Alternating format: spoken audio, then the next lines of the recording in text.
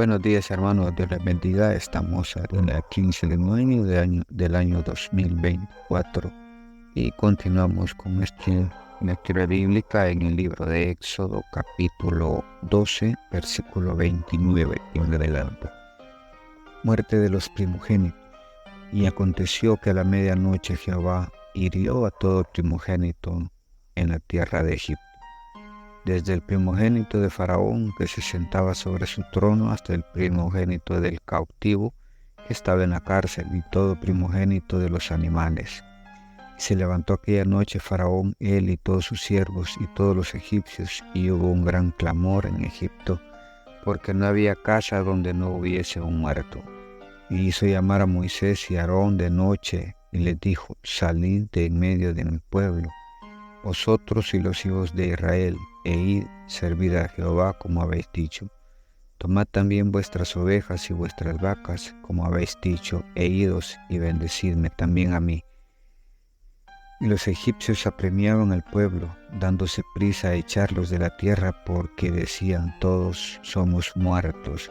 Y llevó el pueblo su masa, antes que se leudase sus masas envueltas en su sábana sobre sus hombros. E hicieron los hijos de Israel conforme al mandamiento de Moisés, pidiendo de los egipcios alhajas de plata y de oro y vestidos. Y Jehová dio gracia al pueblo delante de los egipcios y les dieron cuanto pedían. Así despojaron a los egipcios.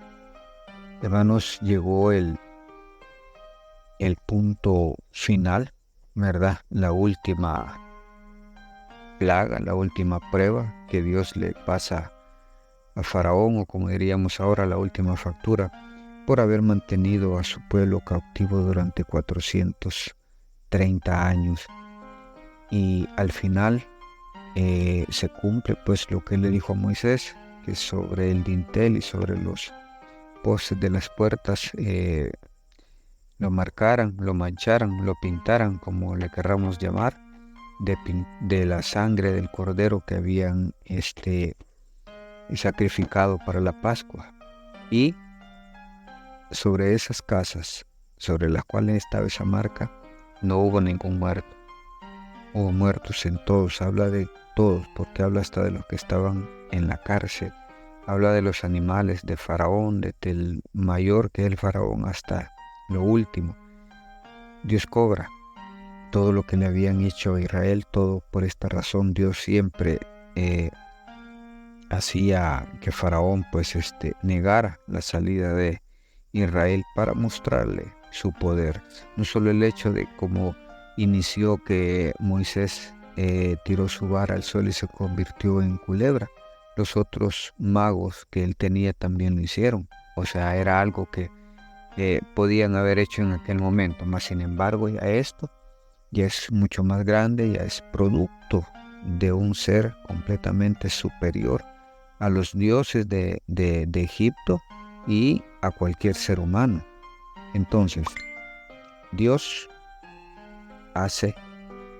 cumple su promesa de liberar a su pueblo y pide que al final ellos pidan alhajas, vestidos y todo cuanto tuviera de valor, oro, plata, que se lo pidan a los egipcios. Y dice la palabra que el pueblo de Israel encontró gracia delante del pueblo. Claro, tenía que ser así, saber que habían muerto. Dice la palabra que no había casa donde no hubiera un muerto. Hay primogénitos en todos lados. En nuestra familia hay uno que es primogénito. Puede ser papá, puede ser mamá, puede ser uno de nuestros hermanos, cualquiera. Es que sea primogénito. En ese caso, en Egipto murieron. Claro, el mismo dolor y ya no querer ver todo lo que habían sufrido. Acuérdense que a través de las plagas Dios los llevó hasta el final al pueblo de Egipto. Les acabó la cosecha con granizo y fuego. Pasó la plaga de langostas. Lo dejó a cero prácticamente. Vienen las tinieblas.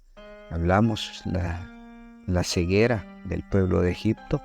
Y al final viene y termina con los primogénitos. Les cobra caro el haber mantenido a su pueblo durante mucho tiempo cautivo. y causándoles el dolor que les causaron. Y cobra, al final, como les digo, cobra Dios todo eso.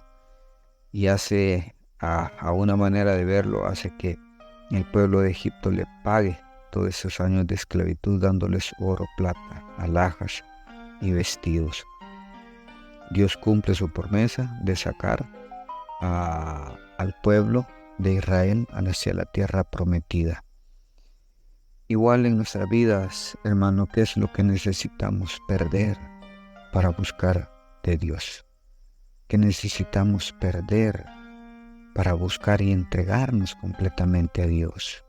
Muchos estamos jugando con el cristianismo. Muchos estamos jugando a si voy o no voy, si entro o no entro. Con Dios es estamos dentro, estamos fuera. Pero es hora, creo yo, que con todo lo que acontece a nuestro alrededor podamos volver nuestra mirada a Dios, podamos ver que Él cumple sus promesas. Y dice la palabra que me encuentran los que temprano me buscan. ¿Por qué no comenzar a buscar ya de Dios sinceramente para ver que ninguna de esas plagas llegue a nuestra vida? Porque no podemos decir que ninguna va a llegar, porque también dentro de nuestra familia ha habido un fallecido, algún familiar, han habido alguna enfermedad difícil. Sin embargo, muchas veces, aún a pesar de las circunstancias, no hemos querido buscar del Señor. Aún con problemas financieros, aún perdiendo el empleo, aún así no queremos volcarnos realmente a buscar de Dios. Hermanos, yo los invito a que entendamos que así como Dios le cumplió las promesas a Israel, así las cumple para sus hijos el día de hoy. Y seamos obedientes, que Él tiene mucho, mucho más para nosotros. Bendiciones, hermanos. Esto ha sido un cafecito para el alma.